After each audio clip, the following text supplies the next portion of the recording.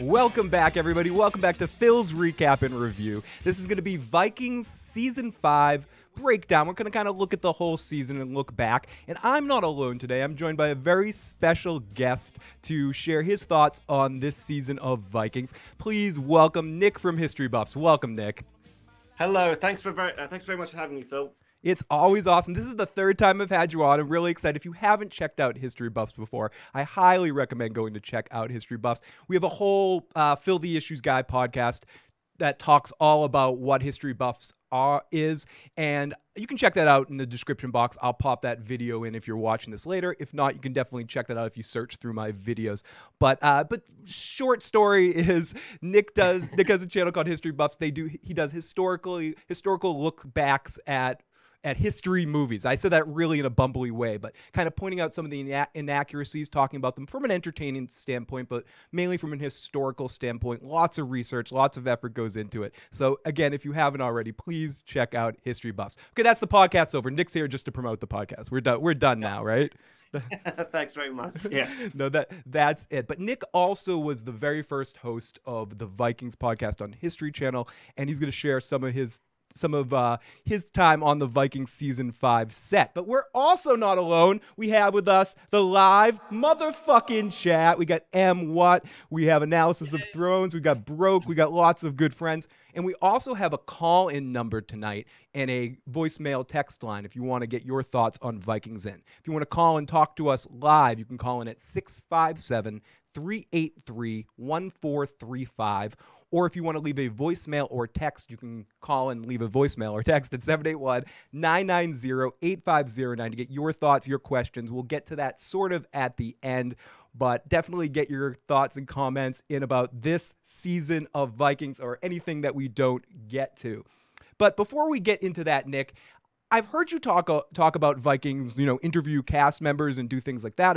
I saw your Vikings video that you did, which was really awesome. But I haven't really heard you talk so much about what your opinions are of Vikings from an entertainment standpoint. Kind of, what are just your overall thoughts of Vikings as a whole and this season in general? I mean, you know me, like I'm a huge nut when it comes to Viking mythology and history, just because it's sort of interwoven. So like right from sort of season 1, I was hooked into the show, and then I noticed that they started splicing in different moments from other Vikings to sort of spice things up.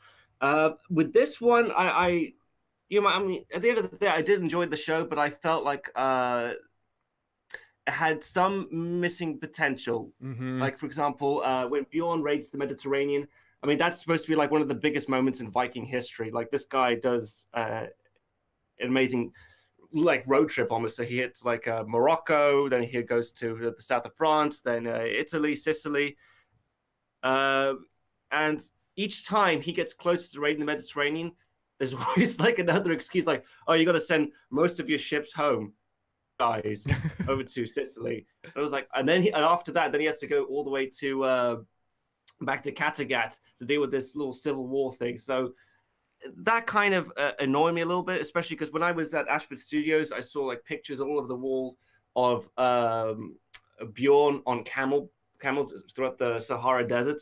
So I was like, oh yes, finally, here we are. And it's like, no, it seems like he's going to come back next season. Yeah.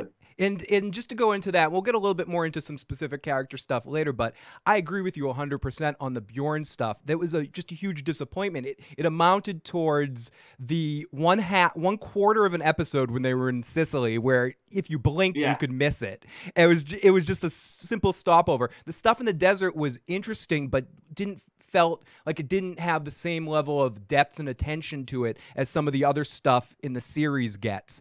And it felt kind of hollow, and he was just back the next episode. I kind of hoped this would be an ongoing arc for all of season 5. That he would. I agree. Yeah, I think the way I had it in my head when I was over there, I thought that the season was going to be split between the Great Heathen Army in England, just them in England. Then you got Bjorn's arc. So he's in Africa, he's doing his thing, and then you have Floki in Iceland, and which they did do the whole Iceland story arc.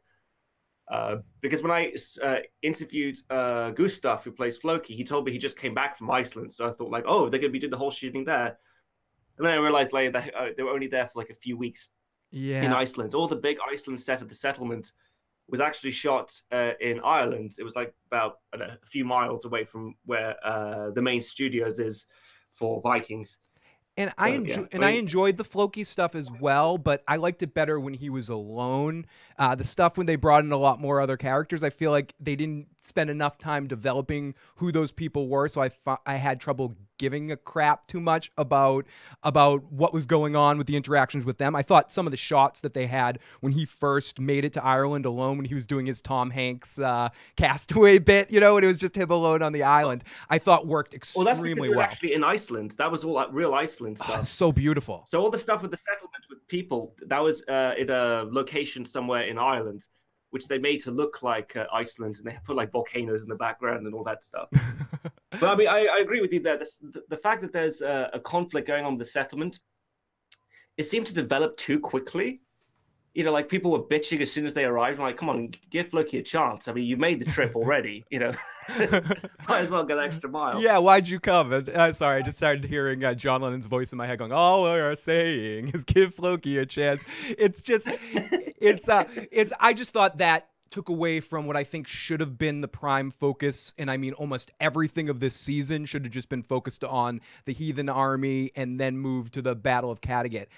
Because looking back on this season as a whole, and we're gonna dive into each specific arc and maybe say two things about it, but we'll get into each character in a little bit. But looking at a season as a whole, I feel like the first half was stronger than the back half.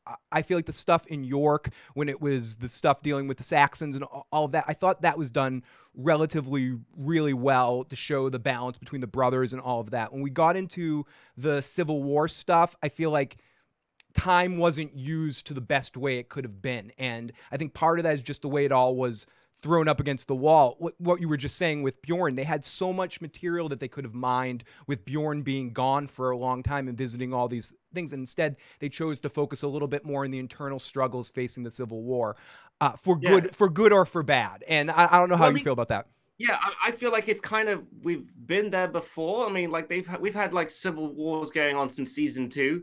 With oh god, I forget the Jarl Borg. Yep. Remember, he had his war. So I thought like this was the season where we're gonna get that big Viking expansion that happened, you know, like around the 860s, where they go to England and they go to like, you know, Africa, Iceland, all of that stuff. I thought we're leaving Kattegat. We're going beyond the world of the Vikings as we've known it. Like that was the role of Ragnar, was to introduce this world to the Vikings, and instead we go right back to Kattegat. And yeah, like, okay. It seems like they could have spent a lot more time showing Ivar laying waste to the to all the towns around, or all around York and all that area, especially where you were going to bring Alfred up so quickly on the other side of things at the end of the season, because then you just show the level of horror that Ivar is inflicting upon people even more so, rather than that one encounter and bringing him immediately back to Kattegat to finish family business. You could have gone away from Kattegat for 10, 15 episodes, brought it back in the very back half of season 5, and then deal with that at the beginning of season 6 even, or just had this whole season been about what you were saying about expansion on Bjorn's end and expansion on Ivar's end in Wessex. Yeah, exactly. I mean, like Ivar was supposed to hit like not just England, but Ireland as well. Mm-hmm. Like the city of Dublin is a Viking city. You know, it's etched all over the place. Yeah. So, just in general now, how do you feel like the show, just from a, I don't know, strength or star or bang factor, is doing without Ragnar? Do you think anything to do with the show not being strong this season has to do with the lack of Travis, or do you think it's other issues? I tend to think it's other issues. I think Travis is missed, but I think it was the right time for him to go. And I think this all comes down to if you're feeling Ivar or not. And I personally am. I think he's a compelling character, and I love the actor that plays him. I'm totally drinking the Ivar Kool-Aid, but yeah. But how do you feel about that in general?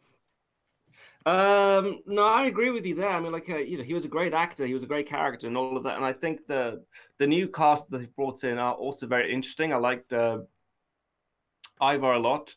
And Floki is always is an interesting character. So great.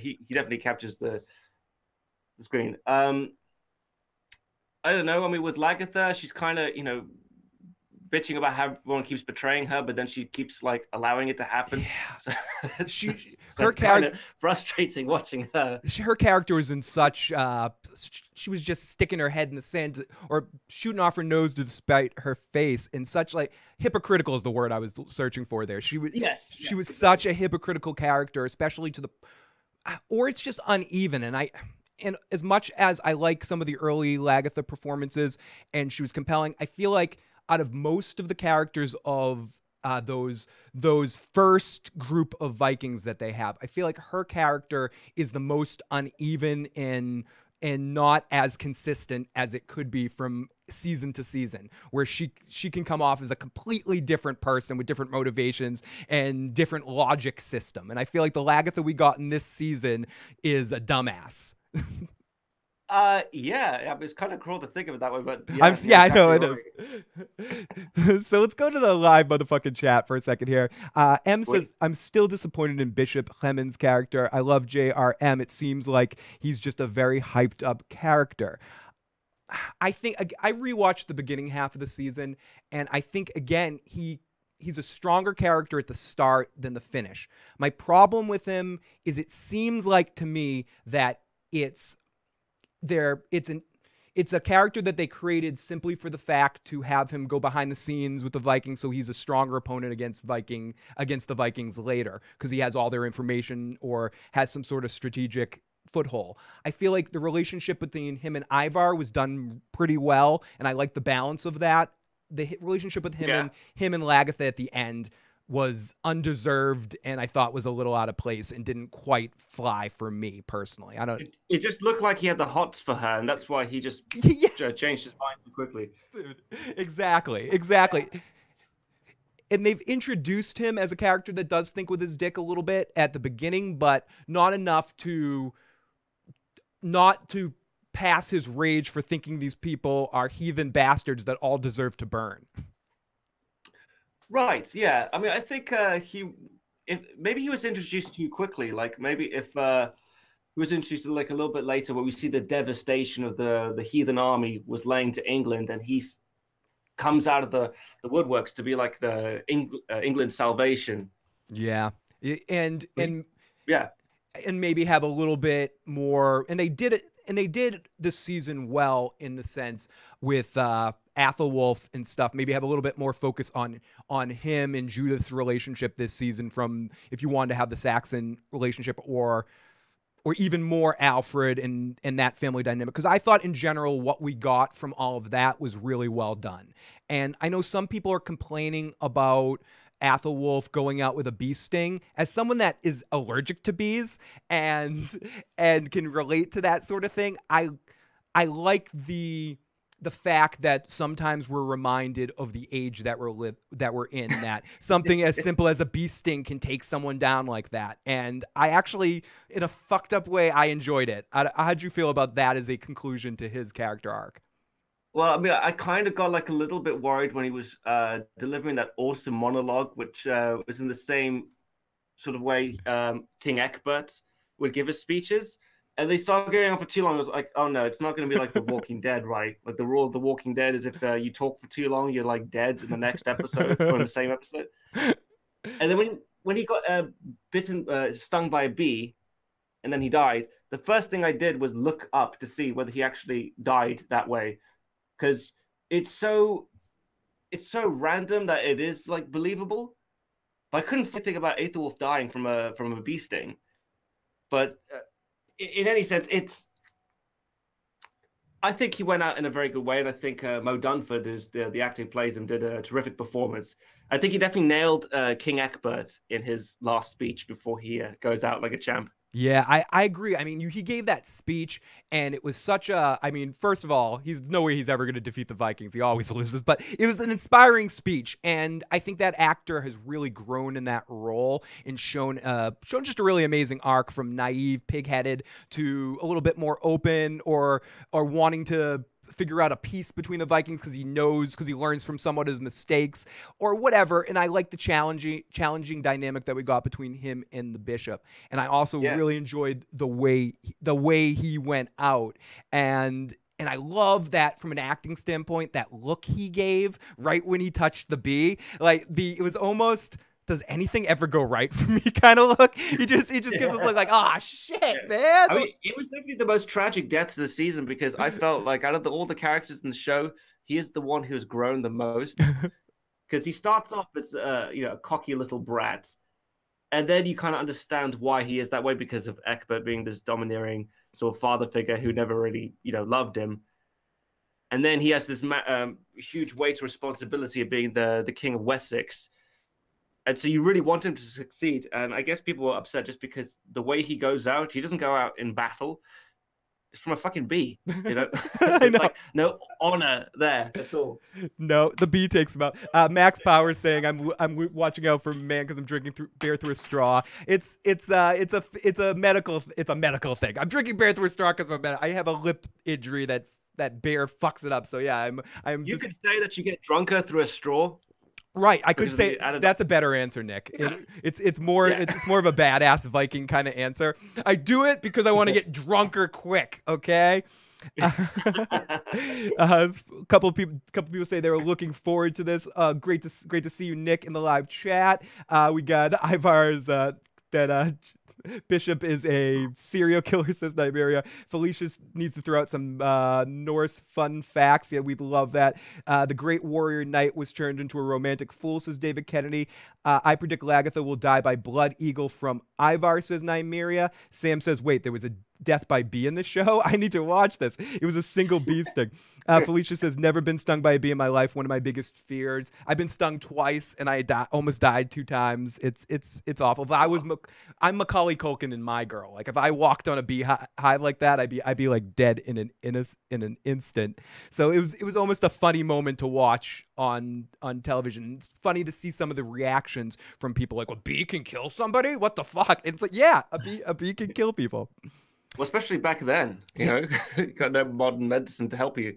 Yep. And we got America Gaming says, what historical inaccuracies really popped out for you, Nick? Please review Black Hawk Down. Great movie. We're going to get into a couple of historical inaccuracies a little bit later and get Nick's thoughts on that. We'll definitely be asking if anything stands out to Nick at the end when we talk about that stuff a little bit more. So before we go any further into the cast, I do want to share some dirty images that Nick shared with me. Nick had the opportunity, as we mentioned earlier, to be the very first host of History Channel Viking podcast. You can still go back and listen to those episodes. Awesome fucking stuff. And he got to spend some time on the Viking set during the filming of this season. So Nick was kind enough to share some of those photos with us today, and I am going to let's take a look at some of them. Let's take a look at some of them now, and go through them. And I'll go through each one. And why don't you let us know what the fuck we're looking at, and if you have anything to say about each picture. How about this first one? Okay, so that is the Paris set. I believe they're still around from season 3. They had like these massive studios there, so that was still around. So I kind of got the chance to walk about and look at the library and all of that stuff. So whenever you saw like Roller looking out the window in season 4, and I think. Yeah. This is the Paris set. Oh, beautiful. It's interesting to see it lit up this way because there's so much more atmosphere when you see it on the show. But I think it's one of the more beautiful sets that they created on the whole show. As it's one of the reasons why I enjoyed a lot of the Paris scenes. Forget about the acting or the atmosphere. It's in a way what they did with Paris is what I hope they do with the Bjorn story. They just examined it more and they spent a little bit more time in there, and you really felt it through Rollo's eyes.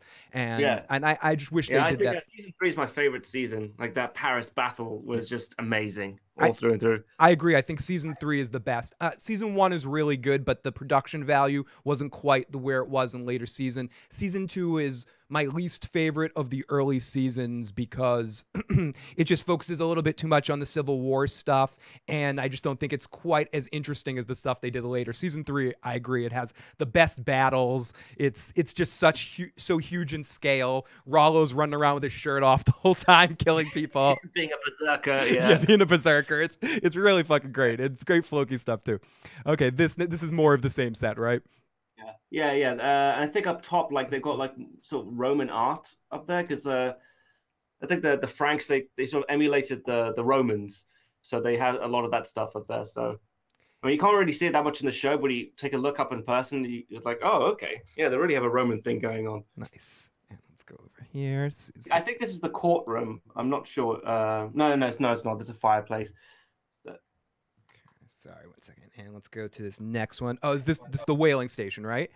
No, it's not. This is actually Kattegat. So whenever you see like them conspiring somewhere in Kattegat, or I know Bjorn's like with the fish or something like that, that's Kattegat right there. Nice. Perfect. Let this linger, and you can see Nick right there in the back corner right there. So right Dude, there. I was so chuffed there. Like that's the biggest set, and I had the best of times. Oh, dude, it's just amazing. So fucking envious of you. If you weren't such a nice guy, I'd be like, you fucking asshole. Look at this shit. So next up we got the Iceland set, right there.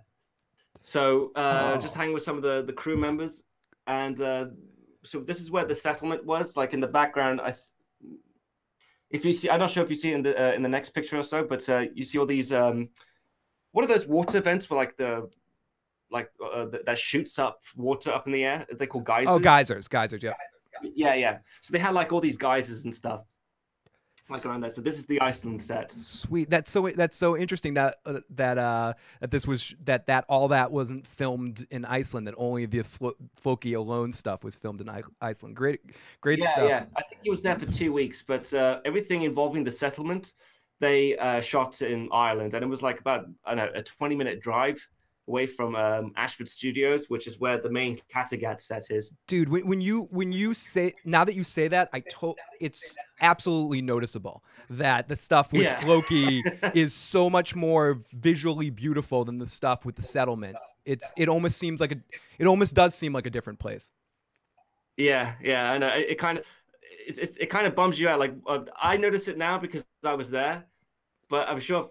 I hope I didn't ruin the show for you. Like, it's one of those things that now when I watch back of that season, I'm like, oh shit, wait, fuck, Nick ruined it for us all, guys. It's send your hate mail to history buff. So sorry, guys. So we got just a shot of one of the windows with Vikings there. Oh yeah. We can skip that one. Yeah, we can skip that one. So that's where the geysers are. And they had like rubber hoses in the water to make all that bubbling sort of stuff there. Oh, nice. But they made the ground sort of black, like to make it look like the volcanic soil from Iceland. Nymeria says that's you with the art director. Yes, that's right. Okay, let's go over to this next one. More Iceland stuff, yeah. I'll linger a little bit on the crew. I'll linger a little bit. You can see like those trees in the background that should not be there. That's like it's CGI'd out. Yeah. Show. See, it's funny that those are the kind of CG things you don't often think about. The stuff that they remove.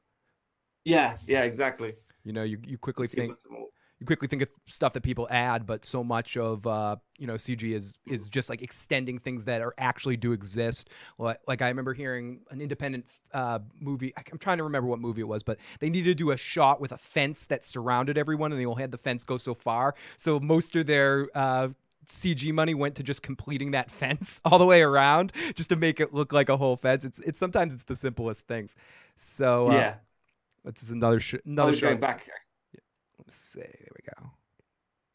Oh, there we go. So that's the armory. So I think any one who's a hardcore Vikings fan would love to come in here, just pick up all the weapons and stuff. I remember they had Moorish weapons as well. So I was getting really excited for all of Bjorn's stuff because the guy had Bjorn's sword that he holds, I think, when he's in Sicily or something. Oh yeah, when Bjorn the single shot where Bjorn has it and he kind of grabs the sword and faces it off against them. That was one of the main images of Yeah, that particular episode. exactly. Yeah, Oh, this is fucking. And this, the theater geek in me too is freaking out looking at this prop shop. I'm just like, fuck, God, that fucking looks so fun to play in. yeah, yeah, Here we go. Let's go to this next yeah. one. Oh, this is it's a bad photo. I apologize, but this is York, and you see at the bottom, you see that that's the sewer entrance where Ivar and Vitzerk they kind of bust out of there and they attack all the Saxons. Yeah, You know, they, we'll talk about that a little bit later, but that was probably my that in the premiere episode, like that first couple of episodes of of the season, I think were the was the peak of the season in a lot of ways. I think just that was just such an incredible episode. That was so much fun. yeah, agreed. There's more York stuff. Cool. If you want, I don't know if you want to skip faster. No, that's fine.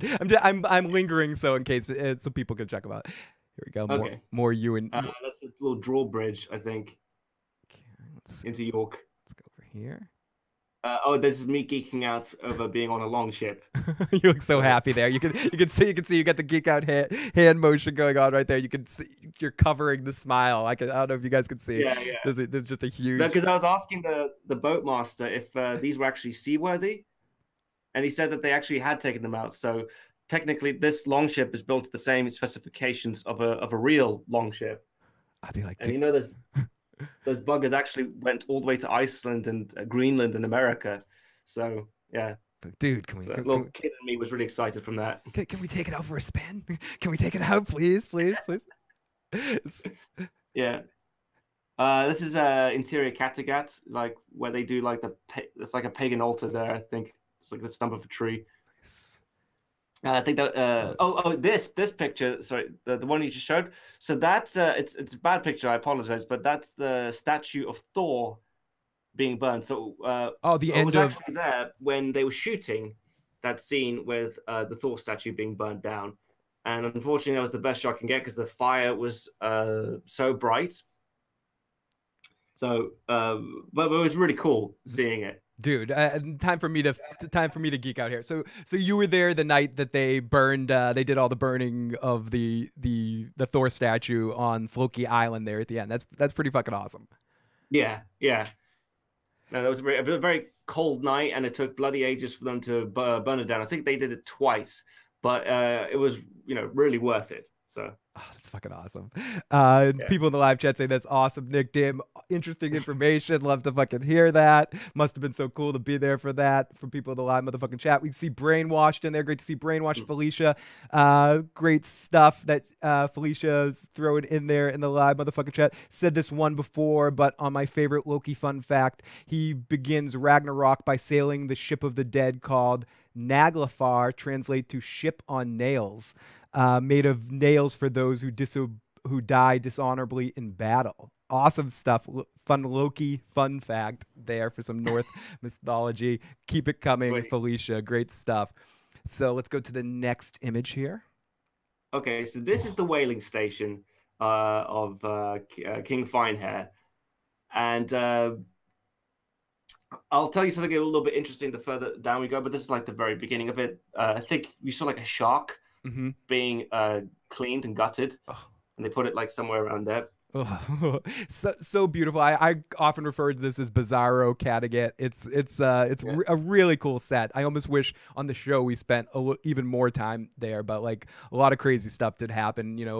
Astrid's rape, a lot of King Finehair's stuff, which we hadn't talked about that yet. I think was some of the best stuff this season too. He grew on me as a character, and I thought Harold was presented really well this season as a really interesting character to think about, because he ultimately kidnaps Astrid, but then through Stockholm syndrome or something or whatever, convinces himself that he really loves her, and you almost feel for him at times or I almost felt for him at times this season, and I give that all credit to the actor's performance of the character. And so yeah, I love Harold this season. He's one of my favorite characters. I agree. No, he really grew on me as well. Very sympathetic. Yeah, I hated him, not hated him, but I felt this is an example of a character when him and Halfdan were first introduced. I was like, okay, they're like spin your mustache villain types, and they were just dancing around set and eating up scenery, not in a good way. But he really grew as a character and found these beats and moments that he didn't find before to add just such a level of depth to character. And I freaking love it. Love everything he's doing this season, and I can't wait to see how the events of the end of this season, Astrid's death and Halfdan's death, affect him on his quest to be king of Norway. Yeah. So let's continue with these. Okay, so just more of the same King Harald's kingdom. Yep. So maybe that was the house where Astrid got raped. I wouldn't be. And like, it's weird. Like when I watch the show now, I'm like, oh, so that's what that place was. Because when I was there, they wouldn't tell me, because the spoilers and all that stuff. So you find out after you see the show. Yep. And welcome to Jeremy in the live chat, and welcome to anybody that's coming on in there. Please, if you're joining us, share your thoughts in the live motherfucking chat right now. And we do have a phone line open if anyone wants to call in. You can find those numbers in the description box below, but if you want to leave a voicemail or text to get any questions in that we don't get to, it's 781-990-8509. We also have a call-in number if people want to call in that I'll share in a second. I just don't have it in front of me. But if you're watching this video later, share your thoughts in the comments section below. Thank you so much for joining us this afternoon to talk about Vikings, and huge thanks to Nick for coming and talking about his experiences, some really cool behind the scenes stuff. So let's go to the next one. Oh, thanks. Oh, so this is where you can see the whale bones there, where Astrid and Harald got married. Mm-hmm. And so this is a quarry, and the kind of interesting thing to know about this quarry is, do you remember that season? I think it was season 3, where Ragnar can't attack Paris on ships, so he decides to lift all his longships over this cliff and take his longships over the land through the forest. Yep. And come, yeah. So that's the same quarry. Oh, really? That's the same quarry? That's exactly the same quarry. What? I think you see it's in another shot, in another picture. But on the very far right, no, that's just more the docks, but on the very far right, that's where they would lift the ships up. And that's where Ragnar lifted his ships up. So they kind of recycle a lot of the same locations, and they just shoot it in a different way. Dude, that's so crazy. And I mean, that's just fun for set decorations, and anyone who's ever worked in like a black box theater or anything like that. It's so amazing what you can do with a given space, and with enough time. And I've talked a lot about this season, even when I have problems with some of the story arcs or some of the character moments or whatever. The production team of Vikings is one of the best out there making television movies or anything. They've just grown so much. If you watch the show from season 1 to now, literally every season it looks better and better. And some of the previews for season 5B look even more incredible with the fire and everything surrounding, like the epic scale of the sets and everything, and the way they maximize is. It's influential, and I think on some level I've heard in a very fun way, it's competitive out there with Game of Thrones too. Like they just keep wanting to get better, and a lot of the guys know each other back and forth, and it's a lot of fun, and they're killing it. Yeah, even though they are competing with each other. Yeah, I think Bjorn was like saying "fuck Game of Thrones" when I was there. Oh, that's awesome.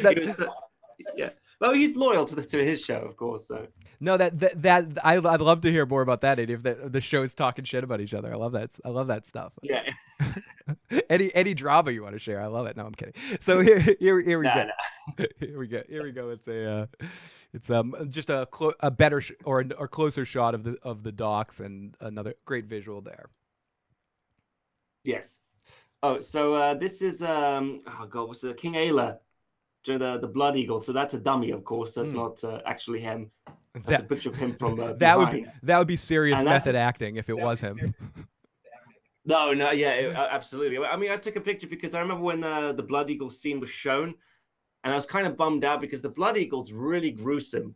Like, I thought we were going to see his lungs being placed on his shoulders and stuff, and the people there, the prosthetics team, they said, "Oh, that's too gory for TV." I'm like, "Are you kidding me? Have you seen the stuff that goes on Walking Dead?"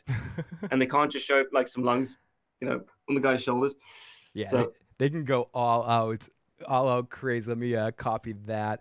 The quick question here. Quick question. Where do you guys think Ubi will be king? Do you think where will Ubi be king, Nick? Oh God, I don't know. I mean, all I know about Ube is that he's supposed to marry a princess or something. I Yes. think an English princess. I'm not sure, but they kind of changed things around with the brothers, so I can't even predict what's going to happen anymore. Like Sigurd wasn't supposed to die. Like that was a thing that's really surprised me. I remember watching that, like, what? And I could be making this up because I don't know my facts. Isn't Ivar supposed to? Is Ivar the oldest in reality? Was he the oldest? Ooh, I don't know. I thought I read that somewhere. I don't have a clue, to be honest. I mean, like all the Ragnar's supposed to have had so many sons. Like apparently Halfdan was supposed to be a half son of Ragnar, and they made him instead to be Harald's brother instead. Yeah, and I mean we'll talk about this a little bit, or I mean we can hit on this a little bit now, but Vikings is a historical fiction. It's not. It's never pretended to be a complete accurate account of history. It uses it and it makes, but it's not the end all be all of Vikings. Yeah. I mean, just think of it this way: it's a retelling of the Viking sagas. Which is an oral history passed on for centuries and centuries before it was written down. Like a lot of these sagas were finally written by Christian monks and stuff who were hundreds of years after the Viking Age. And so it kind of gets tweaked a little over time. Atombi in the live chat says Ivar was the oldest, and because they agree, okay. Because they agree with me, I'm going to take that comment as fact. But no, I'm going to we're going to say that's fact. But no, I appreciate that information, and I thought I read that somewhere in some of the accounts that Ivar. So they made Ubi older just to have that sort of challenge going on, and to create that extra level of conflict, to not make it so obvious that Ivar would be in control of the heathen army and have to make Ubi stupid in that moment. We'll talk about that a little bit later. Let's get back to finish up the pictures as we're going towards the end. Sorry to interrupt. I just wanted to get that question before it scrolled by and never existed again. So let's go to this one. Another shot of the Blood Eagle. Yeah. And here we get into let's all hate Nick as he hangs out with the cast. Yeah. Oh, there we go.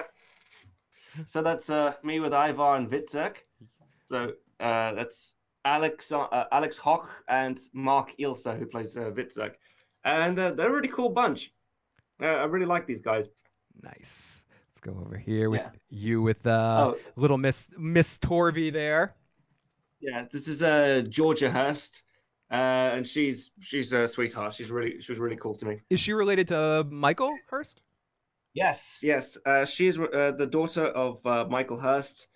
I believe the half-sister of Maud Hurst, who was Floki's wife, Helga, I believe. I didn't know she was his daughter. Interesting. Okay. Yeah. Oh, and there's me with Jenny Jacks, who plays Princess Judith. Nice. Who is probably one of the best bullshitters I've ever met. Really? Yeah. Really cheeky sense of humor. And I loved her this season. She showing her level of control over the situation, to play the game with Athelwolf for so many years, and knowing that what she needs to do for Alfred, and the way she just pushed her son aside to set that situation up. I know that's not, if we're going to play history, I know that's not historically accurate. Wasn't the other guy king first, and then he died and left it to Alfred? Yeah. Athelred, I think it's his name. He died in battle. I can't remember which one. And then Alfred became sort of king afterwards. He left it to Alfred instead of his son or something. Yeah, I mean, it's a shame because I feel like they should have followed that storyline a little bit more, because then it would have made like Alfred like the last, resort. Aethelwulf dies, then Athelred dies, and then everyone's at the lowest low. Especially when they have to go with Alfred, who's this sickling. Weak boy who doesn't have much experience in combat, and yet he is the one who's supposed to save these Saxon kingdoms. Yeah, and unite kingdom. It is an interesting choice how they decided to depict that. It's just one example where they didn't need to fake that or make that up. They could have just had everyone crown Athelred king, or have him take it in that moment where he ignores Judith, and then show her constantly influencing him to give it to Alfred instead of his son. And then when he dies, he gives it. I mean, there's just different ways they could have done. I think they just wanted to streamline Alfred into king now, and I don't know. I'm not sure if I agree with that choice. They didn't have to yada yada that. No, I agree with you there. And I think the reason why they do it like this is because when I was talking to Michael Hurst, who's the writer of the show, creator as well, he said that they have no idea if the show is going to get cancelled from one season to the next. I mean, it may be different now, but when he was talking like back to the beginning, that's why he kind of wanted to cram in all his favorite Viking moments into as much in one season as possible. So maybe he's worried that like he wants to get to the best bits as soon as possible, right? And like Alfred being king, because that's like when things really go down. But I would have liked to, if the show took a little bit of a breather, let things sort of develop, let this kid who's Alfred just see the world crumble around him, and then realize what he needs to do to save Wessex. Yeah, I agree with you there 100%. So let's continue here. This is you. Okay. Oh yeah. So this is Margaret, who is the sort of backstabbing wife of Ube, who's telling him to get up to evil shit. Nick, if you kill her now, we won't have to watch her on screen anymore. No, I'm kidding. Nick, finish the job right there. If you had just done that, if you had just done your job. No, I'm kidding. She seems like a lovely person. I did not like her character this season at all. No, I didn't either, but the actress was really sweet. No, I'm sure. Yeah. And I think I was one of the first people to interview her, actually, because she was just sort of getting started. But yeah, she was really nice to talk to. And it's not so much how she necessarily acted, it's how her character was written and how Lagertha was written this season, not to kill her immediately with the way she was acting. And that we were forced to continue to watch her when she should have been DOA to show Lagertha's power in Kattegat or something by squashing everyone, or showing her paranoia of what the information that the seer told her or something like that. Instead, I feel like she just, how they wrote her character was even more annoying than the actress was herself. Just to be fair, I'm going to put that one on the writers. So next, awesome. This is Ube, of course. Sweet. Yeah. So, and there's Gustav, who plays Floki, of course. That guy is huge, dude. By the way. Yeah, he's like a head taller than you, man. Yeah, no, he's like, I'm 5'11", so I think he's like 6'4", something like that. I remember speaking to him, like, I said to him, like, dude, I thought you'd be like my height. And he's, because you hunch a lot in the show. But like when he's, his posture's good and he's like a giant. He's bigger than Ragnar, who's like 5'10", maybe, something like that. Lagertha, she's a dwarf compared to him. So I think he has to hunch a lot around her because she's 5'2", something like that. Transmission Rory asks, does Vikings film anywhere besides Wicklow? As far as I know, not really. Okay. I think it's all around the county Wicklow. I mean, they did all the stuff like in Iceland and Morocco. They shot there, but it would only be for a few weeks. I think it's season 2 or 3. You remember when Bjorn goes on his trip to hunt that bear and stuff? Yep. Yeah, they shot that in Canada. where Ragnar's the best dad in the world. He's like, but Bjorn, you're a pussy. And if you don't go out and kill a bear or something like that, you're nothing to me. You're nothing to me, you little asshole. Get out of here, Bjorn. So yes. Yeah. Ragnar and his best dad. It's like anytime they shoot in a new location, they always shoot it with the smallest crew and actors possible. Like there's a scene in this season when the Wanderer speaks to Bjorn, and he says, we need to go, when we go to Sicily, we have to only take one ship, so it won't be as suspicious. And I was just thinking in the back of my head, and also help shape production costs, won't it? Exactly. Exactly. It's win-win situation. So let's continue on. This is Nick with Claudia. Mm. Okay, let's continue here. Oh yeah. Oh, this is in Kattegat. Oh, and this is the whalebone set here. Okay. So this is where like Astrid and Harold got married underneath that those whalebones. Okay, let's continue. I don't have an aw sound effect here, but I need one here. You don't Aw. need to. Where's some kids laughing or something like that, or we need some happiness. So, oh yes. And Claudia looks so happy there. Yeah, she's like, oh, I can't believe I'm here. It's awesome. Yeah. Here we go. Dude, I was like a kid in Disneyland. I was chuffed dude, the whole I can time. imagine. I'd be skipping around this place. That'd be amazing. Oh, and there's you with Bjorn. Oh, yeah, that was when I was interviewing Bjorn. Nice. Yeah. He's about your height, right? You guys are about the same height. I think maybe he might be an inch taller than me, but yeah, he's a giant. He's a big guy. Nice. And then last but not least, we got two kids in the giant toy box of Vikings. Look at you guys. Dude, this is amazing. This is the me and Claudia. She works on History Buffs with me. Awesome stuff. And yeah, you can definitely. We were doing the Vikings podcast together as well. Yeah. So I mean, so I went to the costume department. I was like, hey, do you mind if we borrow some of the costumes? We need to shoot some stuff. And they're like, aren't you doing a podcast? Yes. It'll help. I was like, no, that was such a lie. These are promotional photos. They will help promote the podcast. Of course they will. It's amazing. I just want to pretend to be a Viking, even if it was just for an hour. Oh yeah, this is a must. Like if there wasn't a photo like this, I'd be so mad at you guys. Like this is the you had to do this fucking photo, and you guys look so fucking happy, and too much fun. And yes, you can actually check out on Nick's channel sometimes. Nick and Claudia do podcasts together as well, live streams, and she's very, very funny. They have some awesome dynamics, so hopefully they'll do more of those in the future, and definitely check that out. And yeah, Claudia's awesome. And Claudia is, since she's saying it, she's Nymeria in the chat. So if anyone wants to know. So let's kick off this. Thank you so much. Let me stop that right there. Let me stop this. I muted myself for a second. Here we go. And we're back. So now that we kind of went through it, we've already basically talked about this. So we might. Hold on a second, Phil. I can't hear you, mate. Oh, you can't? Can you hear me now? No. Can you hear me now? Yes, I can hear you now. Yeah. Perfect. Sorry about that. So Nick, could you plug in your headphones? Yes, I'll do that now. Okay, so I'm starting to hear myself a little bit. So great stuff there, and thank you so much for Nick for sharing all that, and Nymeria for sharing those images. It's great to live vicariously through their adventures on Vikings, and absolutely definitely check out History Buffs if you haven't already.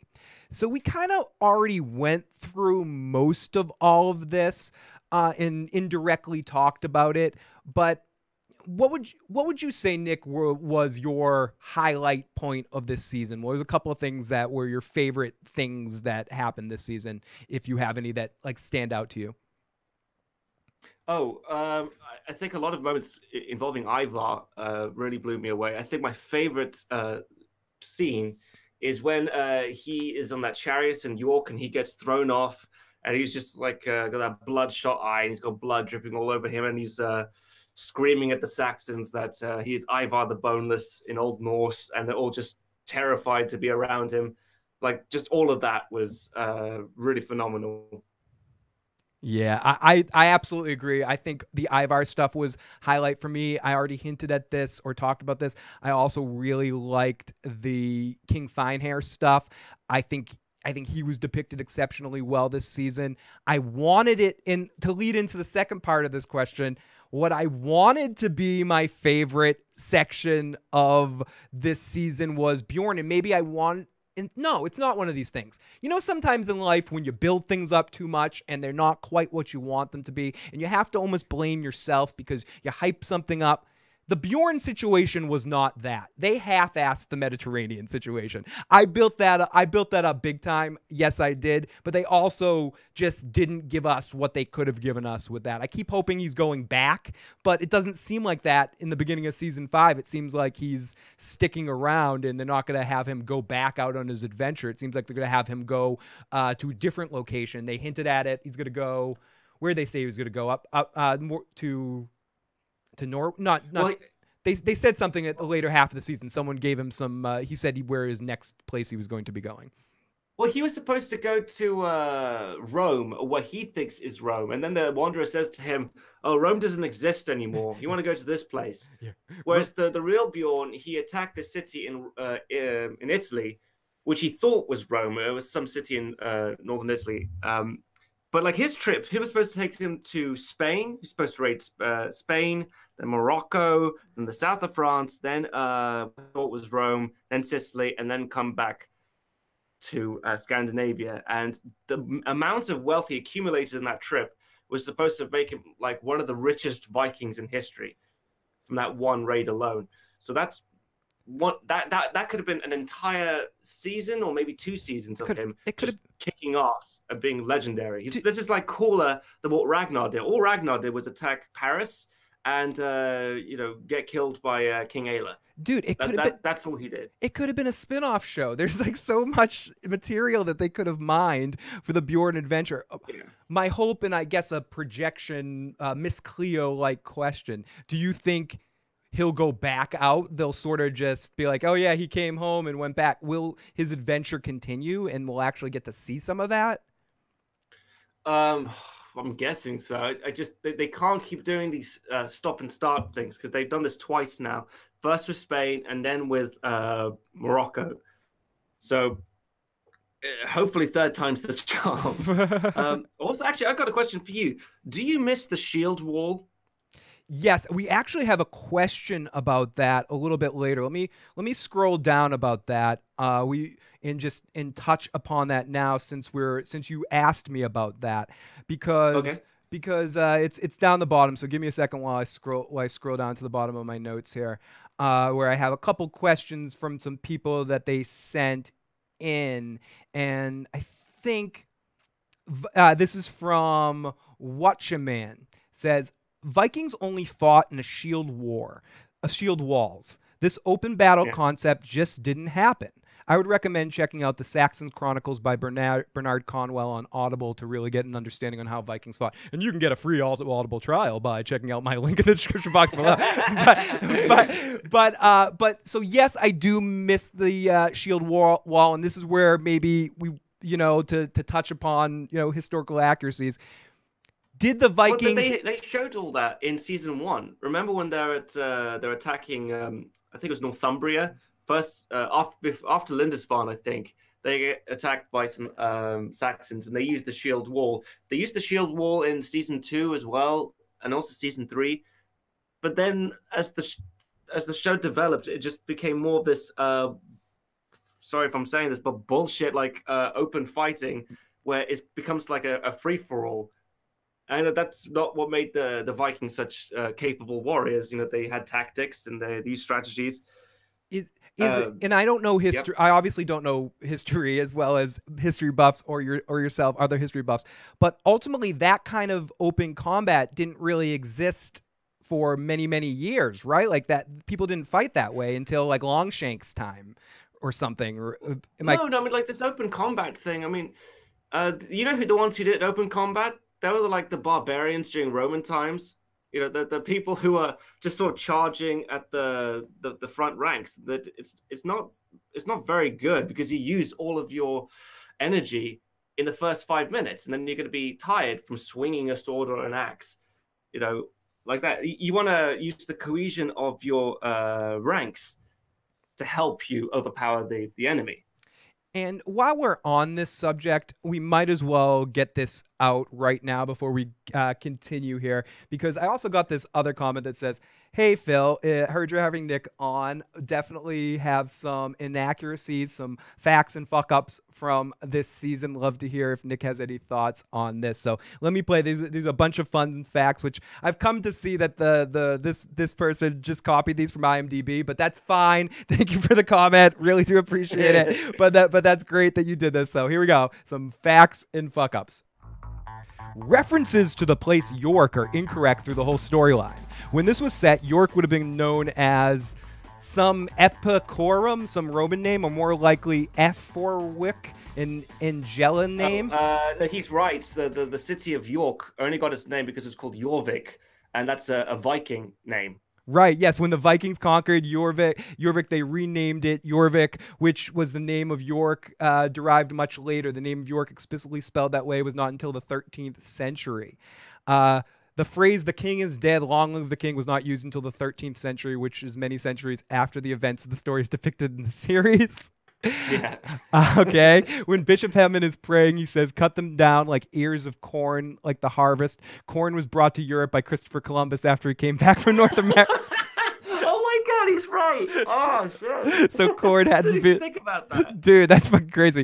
In the plan in the episode The Plan, at the scene of 20 minutes 55 seconds, you can see a pineapple, but these were not brought to Europe until the 15th century.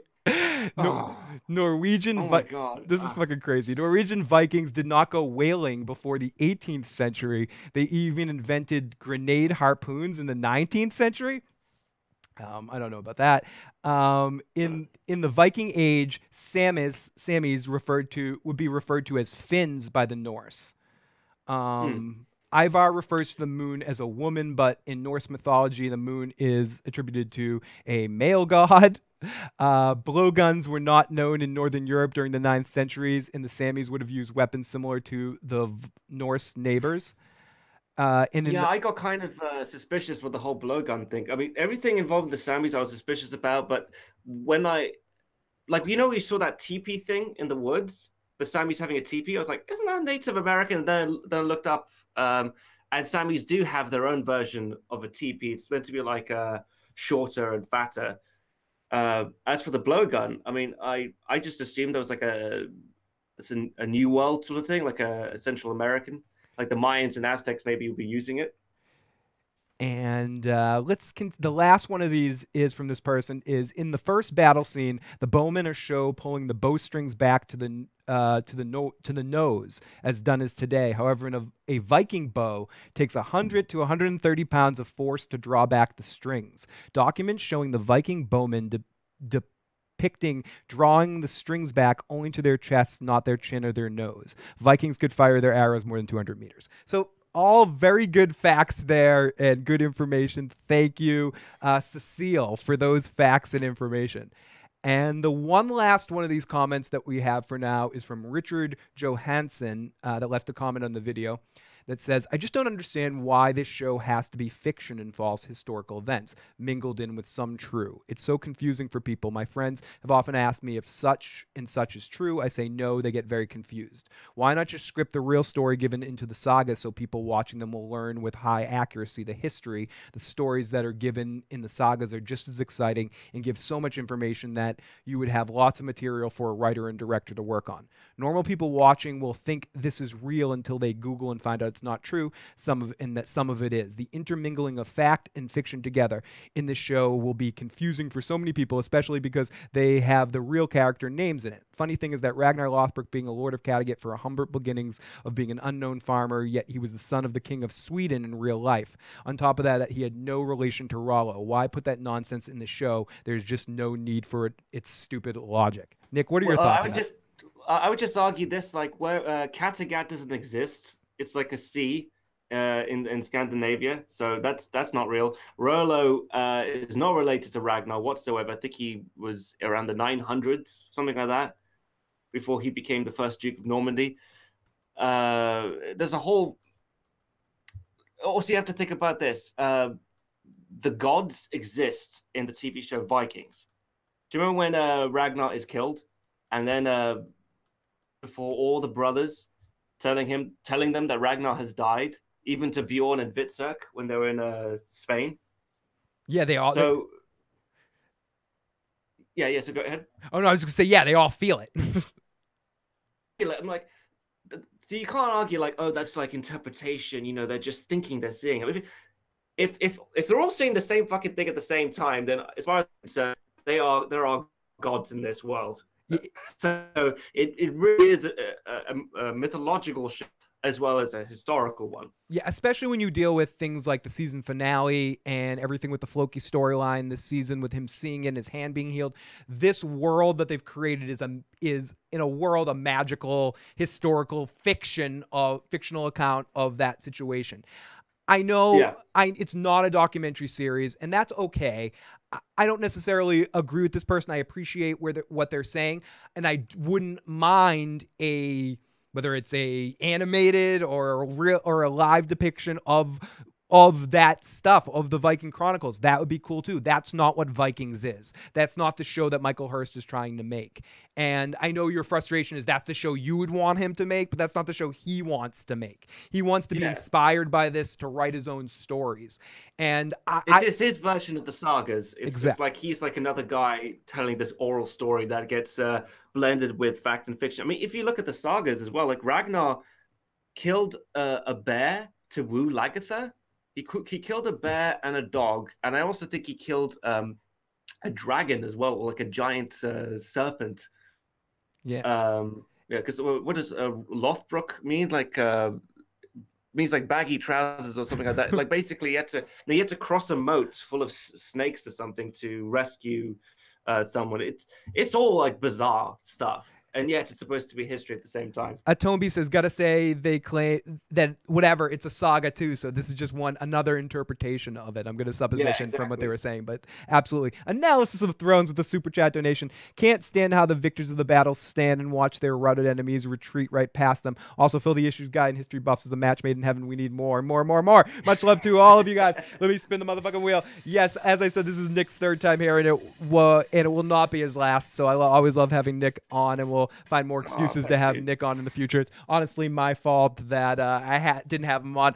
Nick and I were talking off camera at one point, and he's like, dude, why haven't you asked me to be on a Vikings podcast yet? No, I worked on the set. I mean, I don't want to like force myself on a podcast. It was like right after we did the Game of Thrones podcast, I think. You're like, oh, you do. Why don't you have me on a Vikings podcast, you idiot? You didn't say idiot, but I said, you know what? I didn't want to be like, oh shucks, Nick, can you be on my podcast? But no, Nick, ask me. It's just that I was there, so you could. If you have any questions about season 5, I'm like, okay, I'll just tell you that. Yeah, might as well. So we planned this way in advance. So I'm glad to have Nick on here after the season.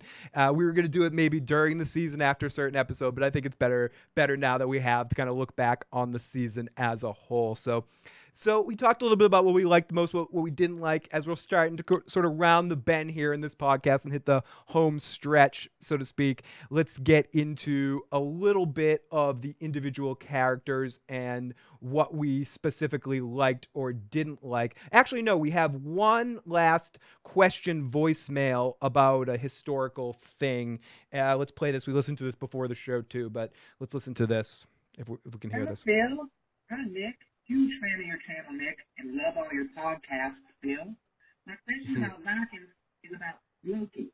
Now, how historically accurate is this Floki story? And do you think that Floki will really end up killing with him? I'm also just wondering, in general, how you guys think the show is minus Ragnar. I definitely miss Ragnar, but I'm enjoying it more than I thought I would. Anyway, Phil, great show. Nick, thank you so much. And oh shit! Whoa, I got special effects on my voice. They were asking how historically accurate is the Floki storyline? Do we think that Floki will kill himself? And to answer your question, Analysis of Thrones, the thing on the spin landed on both take shots, but I can't force Nick to take a shot. No. I will. Let me go grab a. Okay, you grab a shot glass. Nick's gonna go grab a shot glass right now, and I actually have to go grab something to drink too. So Nick's gonna go grab his drink stuff. Then he's gonna come back and answer the caller's question, and I'm gonna run to get a drink while he does that. So we're gonna balance a couple of things. But let me just touch in a little bit and jump into the live motherfucking chat and take some calls. We got Sam. Oh, Sam, so much. Thank you so much, Sam, for joining us today. And let's scroll down to the bottom of the live motherfucking chat. Yes, and now we're gonna start to wrap things up. So if anyone has any last minute questions or comments that they want to get in now before we do our final stretch here, 781-990-8509. We also have a phone line open that you can go. We got the Dawn of Ice and Fire. Great to see you guys. And Nick, why don't you answer the question about how historically accurate the Floki situation is? And I'll be right back while I go get booze. Okay, sure thing. Well, as far as I know, with Floki, he is based off of I think a Norwegian Viking called Hrafna Floki Vilgardason or something like that, and he I think he was the first Norseman to go to Iceland. He went with his I think he went with his family. I think his daughter died on the trip. So this is not. It's got nothing to do with his wife Helga and his daughter from the show. So I think that's about it. Now, as to whether Floki is going to die the next season, he very well could be. I mean, his destiny, Floki's destiny from the very beginning was to go to Iceland and to take people to Iceland, to make a settlement there. He's done that. So there's really... I don't think there's much else for his character to do. And we could, like, Ragnar, as soon as I saw, like, after he attacked Paris, that he was going to have to die through the pit of snakes. And that was it. So ever since the attack on Paris, I knew it was just a matter of time before Ragnar was going to die. Yeah. So as for Floki, it's very possible that he dies in the next season. Yeah, and I don't want to get into this stuff because there's no reason why actors can't do two different shows. He is signed on to do Westworld now, so I wouldn't be surprised if he is getting older. Oh, has he? Yeah, he's going to Westworld. Yeah, he's going to be on season 2 of Westworld. He's gone. He's gone. Yeah. We got the Dawn of Ice and Fire in the live motherfucking chat. Great to see the Dawn of Ice and Fire. Great to see so many people joining us today. We also have Jay on the phone line with a Vikings question. Oh, we got Jay. Let's take a live caller and see if this works. Jay, it's been a while since we had a live caller. How's it going, buddy? Hey, what's up? How's it going? My question was actually piggybacking off that other question. The guy who left the message asked, if the show, this is for Sam, since he's like a historical buff. If the show was historically accurate, would you be bored since you would basically know everything that was about to happen? And when are you going to do another FOP? Awesome. I will be doing another FOP towards the end of the spring, and I can't wait to have you on it, Jay. And Nick, that question to you is Jay's question. Do you think if the show stuck straight to history, you would be bored by it? No, just because it's about its delivery. I mean, the thing about Viking history is that we only know little bits and pieces. We don't know how they're all sort of connected. I mean, the Vikings didn't write down their own history. All their stuff is oral, which changes throughout the years, like a game of what's like a Chinese whispers, we call it in the UK. What do you call it in the States? Phone book or phone or telephone? Telephone game. Telephone game. Telephone. Yeah. What do you call it in UK?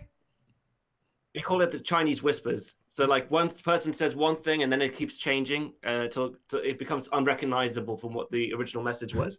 Awesome. I'm not making this up. You can look it up. It's called Chinese whispers. No, that's cool. We call it the telephone game. You play it as a kid, and it's like one person tells another person tells another person. Yeah. It's just the history, as Duke Chronic says in the live chat. Yeah. The history is vague. So Nick, I don't know if you took your shot, but here's my shot. Toast to you. I already took my shot. Oh, thank you, buddy. For cheers, mate. Yeah, I was also going to say, people watched the movie Titanic knowing that it was going to sink within 3 hours, and they still enjoyed it. Yeah, I mean, it's kind of like, why would you watch history films at all if you know what's going to happen?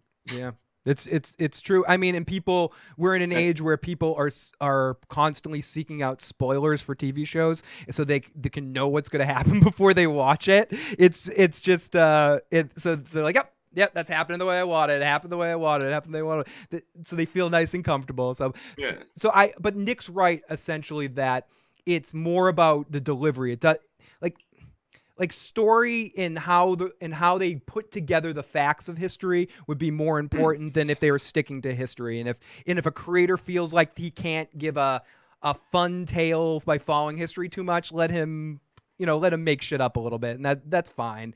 And to an extent, because that does piss me off. I'm just saying. Of course. That's my whole channel. That's what I'm saying. But like a lot of movies, but that the basis too of that is some things say inspired by history. Some things like that claim to be accurate historical accounts aren't, or blatantly that. And I agree that there's certain things, they need to stick to. The aesthetic value is very, very important.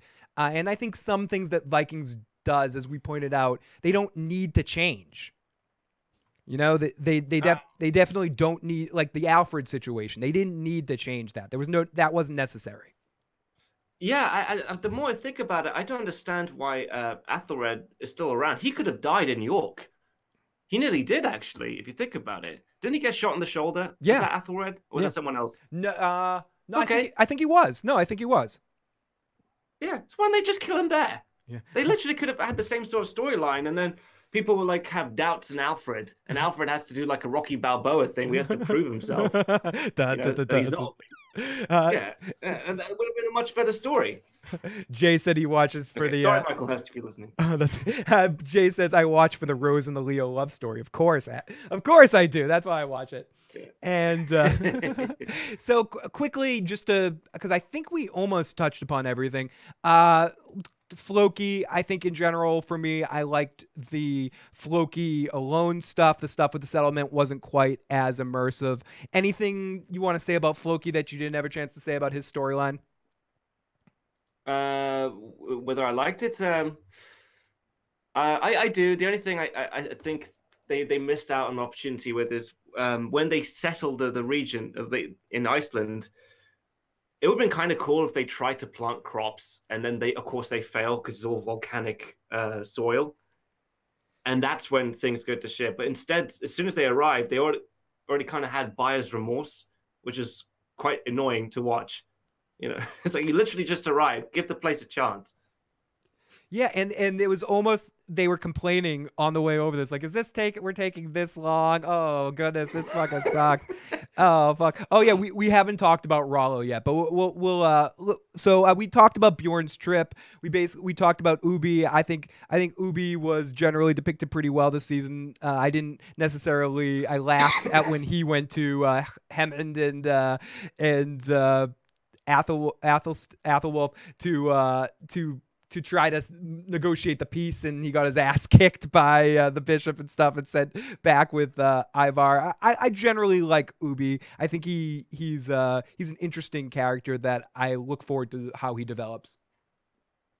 Yeah. To be honest with you, I was surprised that Lagertha didn't try to sleep with him this season. I really thought that was going to happen. Because she bangs like Harold randomly. Yep, he's tied up. Yeah, she's like, oh, I guess we're doing this. Okay. Yeah, she by that point she's already interested in. Oh no, the bishop doesn't come into play quite yet. We got Herman that says, first time in your live stream, buddy, great stuff, and of course, always nice to hear some thoughts from Nick. Best regards from Sweden. I know, a Viking country. Thank you, Herman, for popping on in. And Sam, welcome back. Maybe the child born in Iceland will be Eric the Red, says Jason. And we will definitely talk about Rollo in a second as well. So Marguerite, we already talked about her. Hitzak, I think out of all the brothers, I feel like he's the one I have the least read on. I feel like his character, I can't wait to see him get some stuff on his own that doesn't deal with whether he's supporting one of his two brothers. I think he's supposed to have like a very interesting journey in according to history. Like Witzek goes to Russia, like that's his destiny, and he I thought, like, and maybe me wrong with this, but he helps like set up the Rus sort of Vikings in the area, like I think in maybe Ukraine, and he gets burnt. So like that, so everyone else is going west, he goes east. But I'm not sure if he's even going to do that because when Bjorn goes to Sicily, that Byzantine prince or wherever he is, he says that they've already encountered the Kievan Rus, which are the Swedish Vikings in the Ukraine and Russia. That's what I was trying. So I have no idea what's going to happen there. Earlier, I was looking forward to him like going to Russia. That was his big thing. earlier when we were talking about Bjorn's storyline, that's what I wasn't remembering. It's Russia and that he's going to go to, and I think Hitzok's just going to be a ad on a barnacle. Hooking on to Bjorn now. And I want to see him on his own and to develop some more character, because I feel like out of all the brothers, he's the one that's least developed as I understand who he is. And as the Dawn of Ice and Fire says, yes, Ubi got owned there, that situation.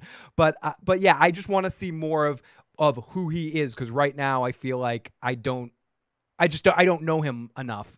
So I'm not invested in his character as much as I am the other three brothers. Right, yeah. Other three brothers.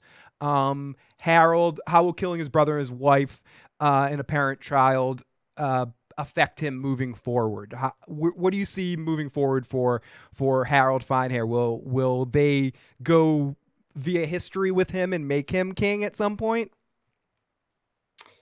Oh, I don't know. I have a feeling he's going to die the next season. Yeah, me too, dude. Me too. Yeah. Me too. Me too. I mean, I definitely think Lagatha's definitely going to die the next season. Like, I hope. No question about that. I mean, did you see the teaser for the next season? Mm-hmm. Yep. Dressed up like a angel. He's got his queen. White, so he might do a blood eagle on her. I hope so. I mean, I want to see that story concluded. I kind of was hoping she would die in the season finale, that we get some conclusion to that. Instead, they left that hanging out there like the giant matzo ball, and just so we could finally see Lagatha age in 20 years in one moment. We haven't really directly talked about it, but did you like the choice of the season finale to take that kind of view of the battle and go more internal rather than progress the story? Oh, you mean like when they were jumping back and forth between characters and showing flashbacks and stuff? Yeah. Did you like that device?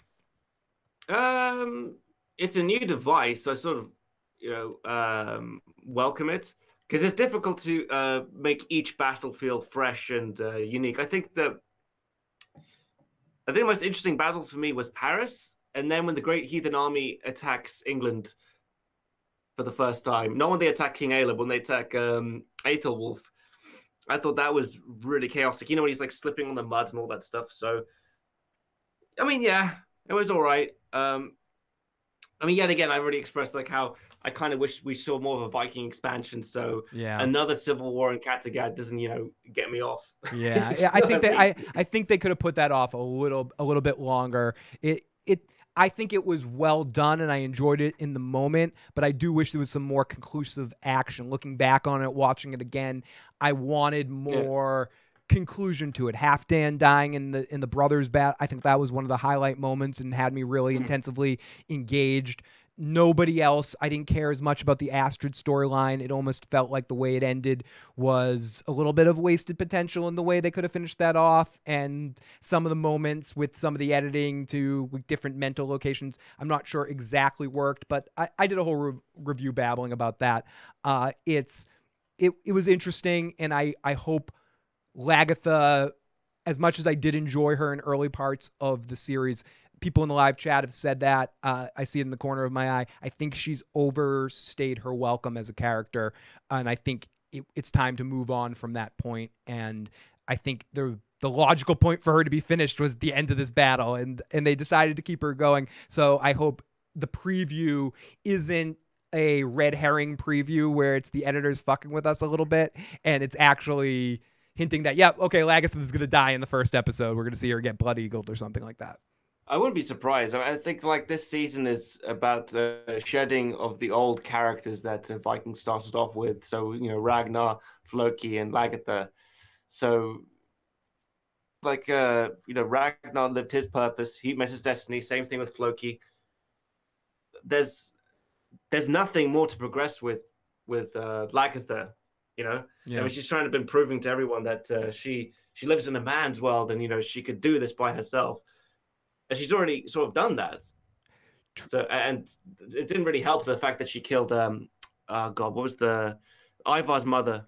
I'm terrible. Aslog. Auslog, yes. So, which was a really shitty thing to do. You have to admit. I didn't like the character of Aslog, but if you really examine what she did, yes, it's she just came in there. She's like the way she killed her and all that stuff. It was an asshole move. That's the most dishonorable thing you could possibly do. I mean, like when I actress Catherine Winnick, who plays she was defending her character a lot, so she was kind of taken aback when I was just plainly saying to her, like, you have to admit that's kind of shitty, you know. She's like, to accept someo's surrender and then shoot her with an arrow. She's like, "Fuck you! No, my character's awesome. Don't question my character." That was pretty much it. Transmission says one problem with the battle scenes is that we never seen the scale or scope of the battleground, and this is what that I wanted to definitely mention that comment because Nick mentioned the preview for the next episode for episode 11 that we got, or the preview for the back half of the season where we see the huge battle with the fire around it and stuff, and it seemed to be that we got a little bit more of what you're talking about, Transmission Rory, that we saw an aerial view of the battle so we could really see the scale of the armies and the scale of the battle. And I think you're just going to see that more and more in the conflict between Bishop and Ivar. And so our last topic here, what are you hoping for and how do you think 5B will go? What are you hoping for in 5B? I just want that huge Viking expansion. I want Ivar to not only be in England, I want to see if he can go to Scotland. I want him to go to Ireland, you know, set up Dublin there. I want Bjorn to just fuck off from all the stuff going on in England and Scandinavia. Just go and finish his Mediterranean tour because I'm getting sick of it. I just want this huge Viking expansion because it was like around this time, that's when the Vikings just exploded onto the scene and started going from like the Mediterranean to Baghdad, Russia, like everywhere. So yeah, and we're already signed on. I also. Oh, no, continue. I was just going to say we're already signed on for season 6, too. So something we were talking about earlier about not knowing if it's going to continue or not is out of the picture. They know it's going to continue at least on to season 6. Yes, yeah. Just randomly thought, what do you think of Ivar's magic legs? Yeah, he had like a real kind of Forrest Gump moment. Yeah, and I think starts walking again. From what some people are saying and some of the speculation, I think it feeds into the whole speculation that the battle didn't happen. There's this whole subsection of like that battle never happened. It was just like the mental reaction. We didn't actually see the battle. We saw the mental battle in their mind, and that whole episode was in their mind. And to go off that, I didn't really love as some have said in the comment section, the Jason and the Argonauts scene, or when we get the skeletons, I call it more the Cobra Kai from Karate Kid. Like we see who's he watching fight? He's watching Lagatha fight, like the skeletons or something like that. And I didn't love all of that in the way I thought some of it came off a little cheesy, but I don't know. I guess it's to symbolize that somehow it's in his mind that what we were watching wasn't really what was happening. Yeah. I don't know if I liked it. I'm curious. Yeah, not sure either. I'm also curious to see like what is Rollo going to be doing because Rollo's already met his destiny of becoming the Duke of Normandy. Yeah, so I don't know why he's coming back to Kattegat. And that's I guess the one thing we haven't touched on. And someone asked in the live chat too. What did you think of the introduction of the Franks into the story, the way they were introduced, and Rollo coming back? Are we going to see more of him, and I agree. Like you just asked the question. I guess all we can see is him dying. Like, who, Rollo? Yeah, like the end of his story, like because he's already reached everything. Unless could one of the brothers go with him, and then when we see his perspective situation, I guess I would like that if we get more of Rollo's day to day, so to speak, and his life is as the Duke, and one of the brothers goes with him. Like, could Hitzak go with Rollo or something? Maybe, I don't know. I'm just not sure what exactly they can do with him. I loved seeing him; he looked cool, and I love the introduction of the Franks. But what else could they do with him?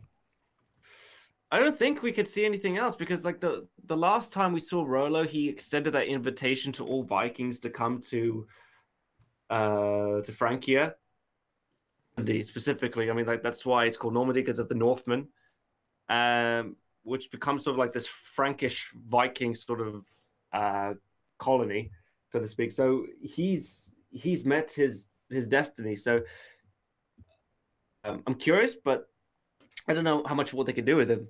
Yeah, and I don't want to be like it's so. And I also know not to play this game again. He is on another show, and they only have limited. I've heard Michael Hurst talk about this several times. They only had limited time with him, so it makes me wonder how much they will actually get to do with him, and how much was that just a cameo? Are we actually going to get scenes with him, or are there just going to be a couple of glorified cameo scenes with him here and there, and just to kind of feel his force, but never actually have him in scenes doing anything?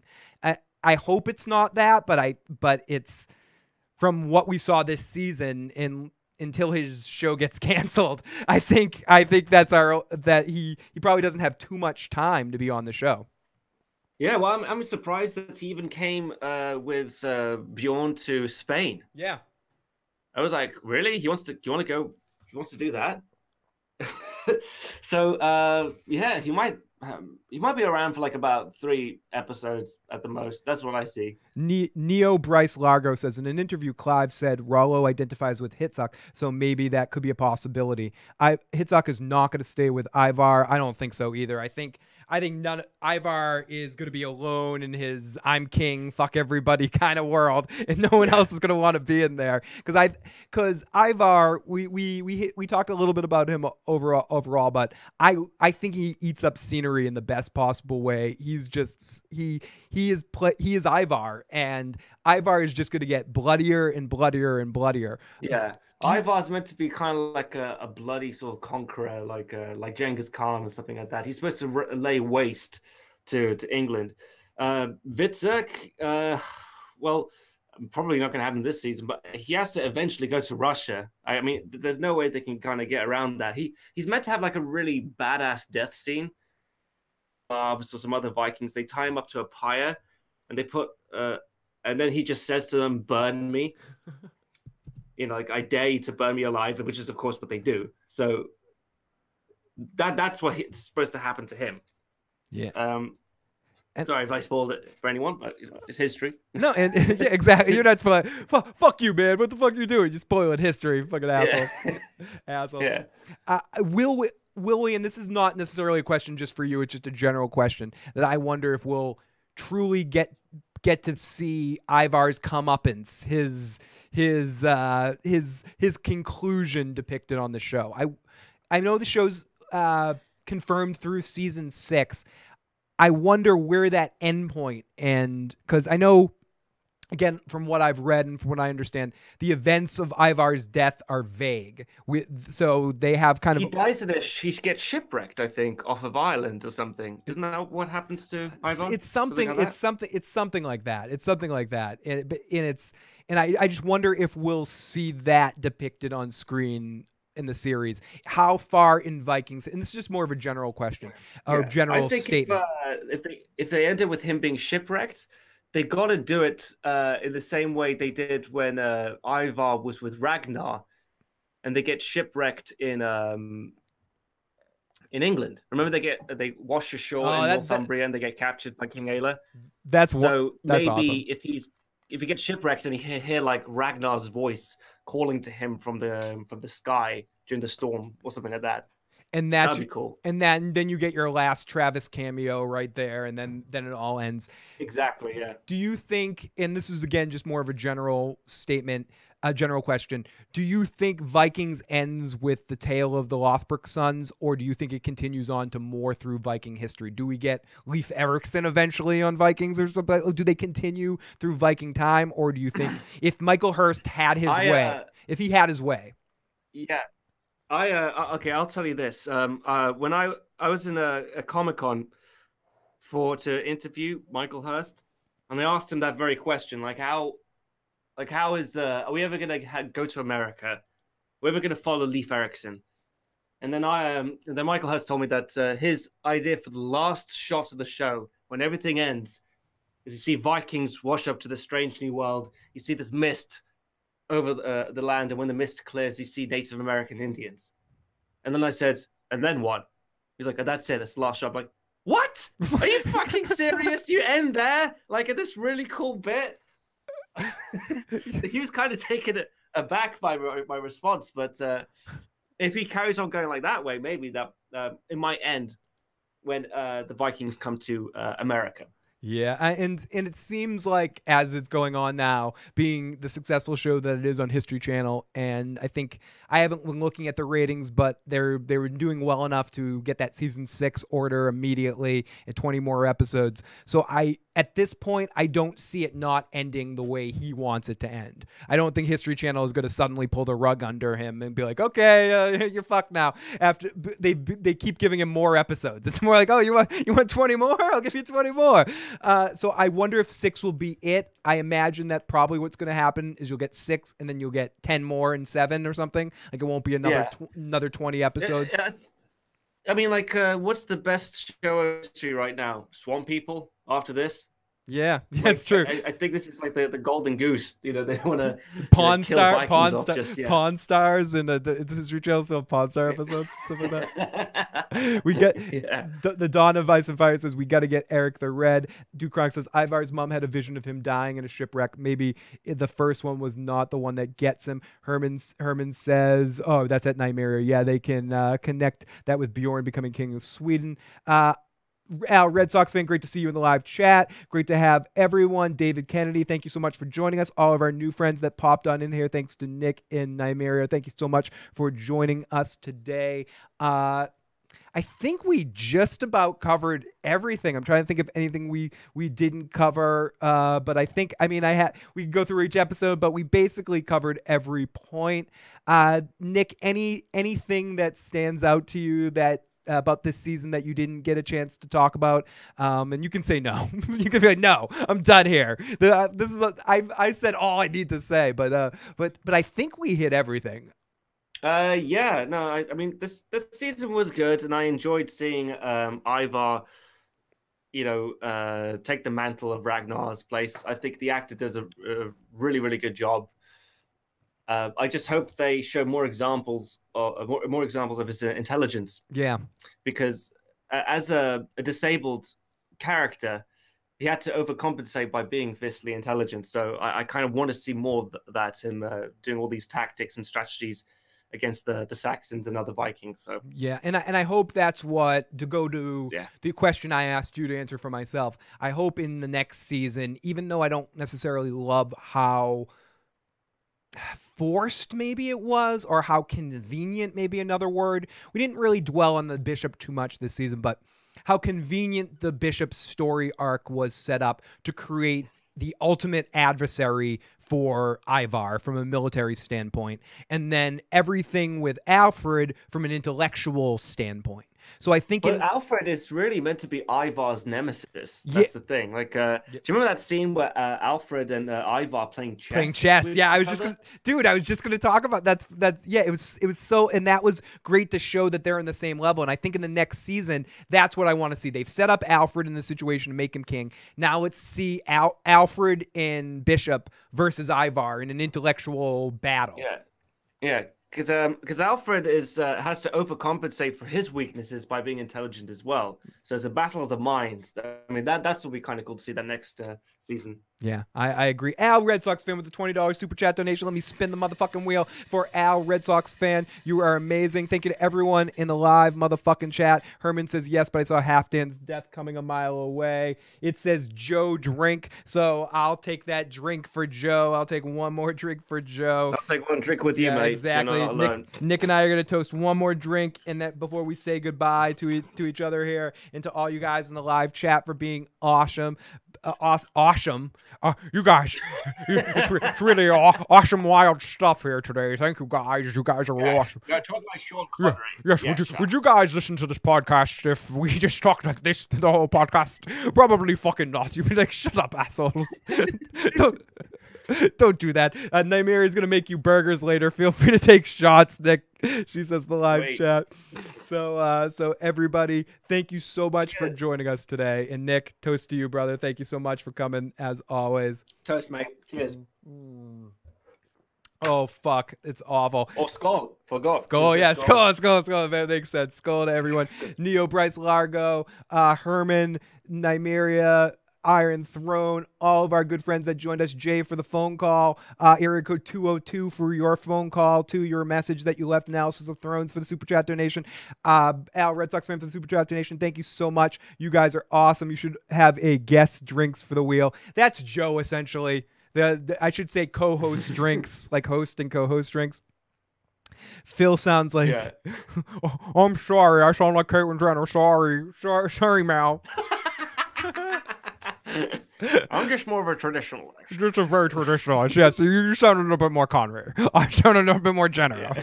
Ladies and gentlemen, welcome to the Connery Jenner Show.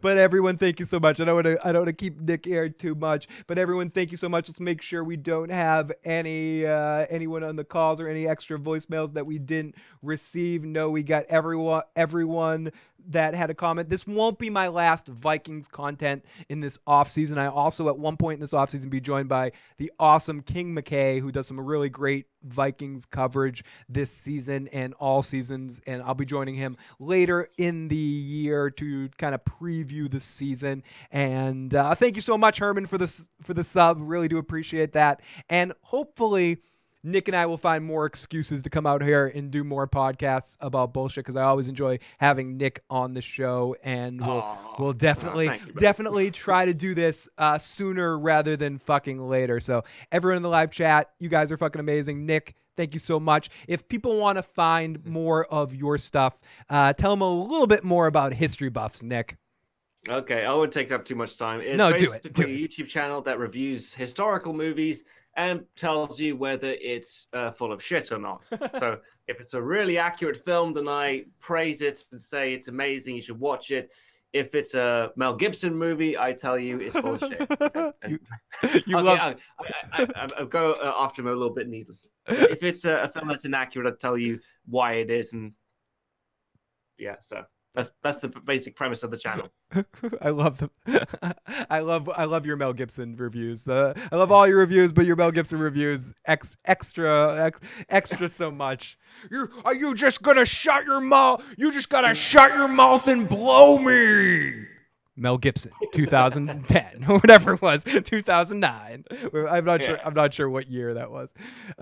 Thank you so much, everyone in the live chat. The Dawn of Ice and Fire, Herman, Brainwash, Nymeria, Al, Red Sox fan, Sam, Iron Thrones, Analysis, Do, Chronic, History Buffs is great. History Buffs is awesome. Make sure, if you guys haven't already, to definitely check that out. And if you haven't already and you enjoyed this video, if you're watching later, jump in the chat section, share your thoughts or your comment section, share your thoughts on History Buffs. You can also find all the ways to help the channel and do all that in the description box below, and also find the link to Nick's channel there. Nick, thank you so much, dude. I will talk to you soon. Yeah, speak to you, mate. Bye-bye. And everybody, thank you so much for joining us. If you haven't already, hit the like button, hit the subscribe button. Join us for more fun as we continue. I'll be on very soon. Joe and I might be doing a podcast tomorrow. We're going to test out a different kind of format, or doing it this way with a weird overlay type thing. But really do appreciate everyone coming out today and all the Super Chat donations, getting me a little drunk in the afternoon. It's always a good time.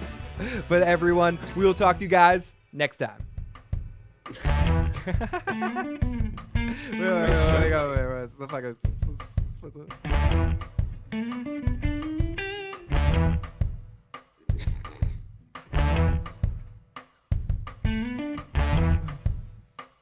I gotta get over to cancel this shit. Wait.